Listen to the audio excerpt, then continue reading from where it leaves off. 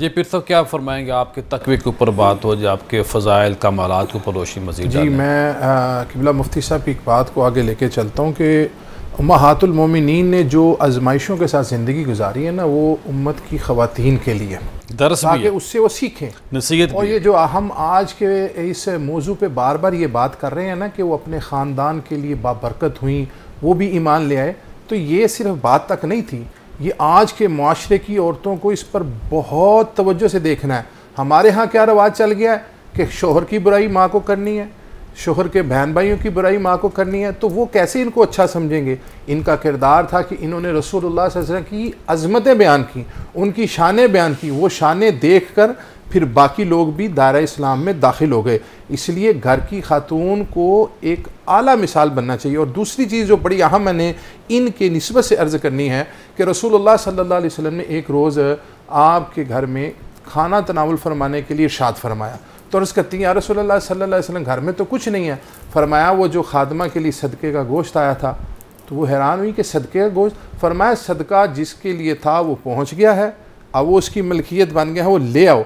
तो ये एक बहुत बड़ा सबक हमारे लिए इस बात से भी मिल गया कि जब किसी को हमने चीज़ दे दी है, अब वो जो मालिक बन गया वो आगे जिसको मर्ज़ी इस्तेमाल करवा सकता है। वैसे रसूलुल्लाह रसूलुल्लाह सल्लल्लाहु अलैहि वसल्लम के जितनी नस्ल से लोग हैं, इन पर सदका ज़कात ये जायज़ नहीं है। लेकिन अगर कभी ऐसा हालात आ जाएं तो किसी थर्ड पर्सन को जो उसके लिए जिसके लिए वो जायज़ है, उसको मालिक बनाकर उसकी तरफ से आगे दिया जा सकता है। यानी उनके हर अमल में, हर बात में उम्मत के लिए तालीमात हैं।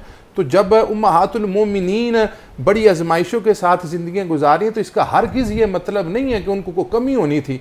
कमी का तो सवाल ही पैदा नहीं। इतनी बड़ी अज़मत मिल गई, मोहम्मद मुस्तफ़ा सल्लल्लाहु अलैहि वसल्लम की ज़ोजियत मिल गई, इस सारी चीज़ों पर सब्र व तहम्मुल और आजी की ज़िंदगी। वो एक बालिश्त दाएं और 3 बालिश्त दाएं बाएं उनके घर की जो जगह थी। आज बड़े बड़े घरों में ख़वातीन इसलिए खुश नहीं होती कि हमारे साथ आपके वालिदैन रह रहे हैं, हमारे ऊपर उनकी जिम्मेदारी है, पहले बातें तय हो जाती हैं। जी, ये अलग रहना है, ये उनके साथ नहीं। ये सारी चीज़ें दरअसल ख़वातीन को इनकी ज़िंदगी में हमारे घरों में कहते हैं एक हांडी की बड़ी बरकत है। जी, बड़ी बरकत, और ये देखने को मिलती, आज भी मिलती है जिन घरों में आज भी इत्तफाक के साथ लोग रह रहे हैं। अच्छा किया पहले जी अल्हम्दुलिल्लाह, ये मेरे वालिद गिरामी की वो बसीरत थी जिसकी बरकत से आज भी ये हालात सारे अच्छे चलते हैं। और अगर हम इसी इस्लाम के ऊपर अमल करें तो बहुत सी चीज़ें जो अच्छी हो जाएं। जिस दौर में हम हैं, जैसा भी एक शादी आप भी करें, अजय साहब भी कर लें, कोई मसला नहीं। जी बिल्कुल, इस्लाम ने इसे ममानत नहीं दी। बहुत कमज़ोर बंदा नहीं, कमज़ोरी का मामला नहीं है, जिस्मानी कमज़ोरी अगर है तो वो अलहदा बात है,